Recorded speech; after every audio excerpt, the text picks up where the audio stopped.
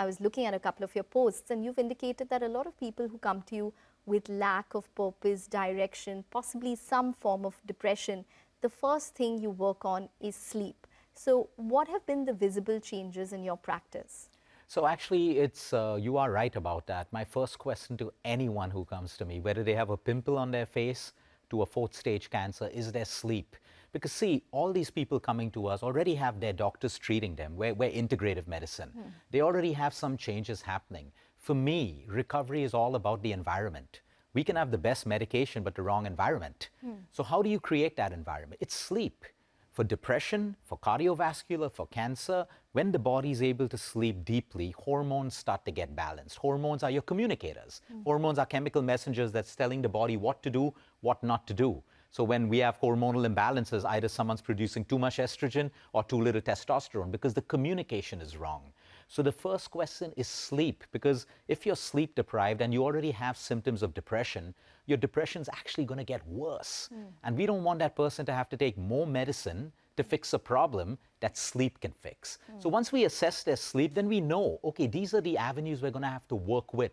It doesn't have to be always more medicine or more superfoods or more exercise. Sometimes we need to slow down and say, just sleep well. And when our patients start to sleep better, the reflection is not just on their bodies, it's at a symptomatic level and even in their blood parameters directly. So that's why sleep continues to be a very, very important question for us. What is the linkage of sleep with stress?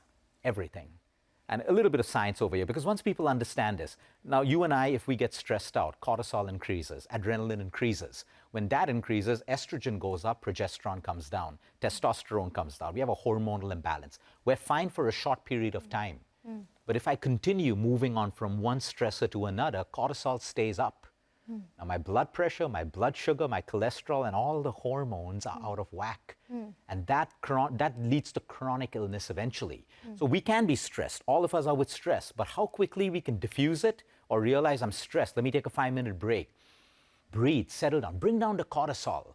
So the more stressed you are, the more inflammation you're going to have, the more weight you're going to carry, stubborn weight. There are a few people who react the opposite way. When they're stressed, they don't eat, so they lose weight. But for most people, because of that excess estrogen and insulin, when your insulin is high, you can never burn body fat. So you'd be doing a 1-hour workout, but you're not burning fat. You're still breaking down sugar, glycogen in the body, and that's why people get frustrated with their workouts. Now you bring in sleep as your deepest rest. When you improve sleep, fat loss becomes easier. Fat loss becomes easier. Most of the metabolic syndromes that we spoke about are linked with obesity and excess fat cells. So chronic stress and obesity and all of these problems are directly connected. Now, let's not get confused. You and I get stressed a little bit. Please, that stress is good for us.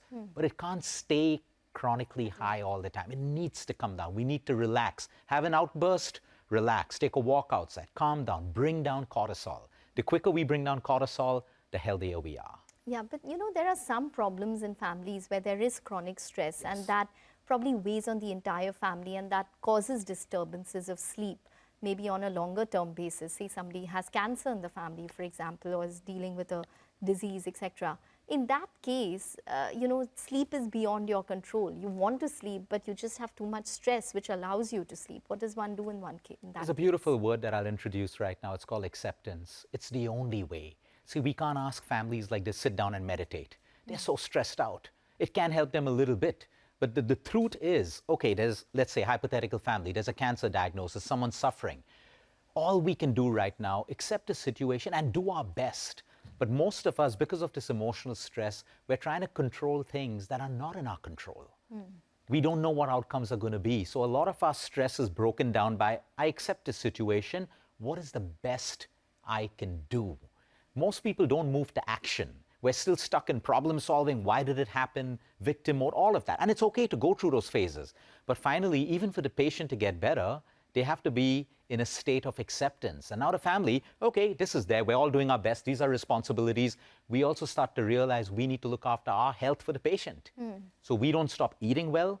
We don't stop sleeping well. These are tools that enable us to better help people who need our help in these families. And then there are some toxic relationships. But again, we need to fix those things. We can't upset the foundations of human health for a temporary problem. but take help at that point. Speak to a counselor where you can vent out, talk, because the more you communicate and vent, the lesser your stress is going to be.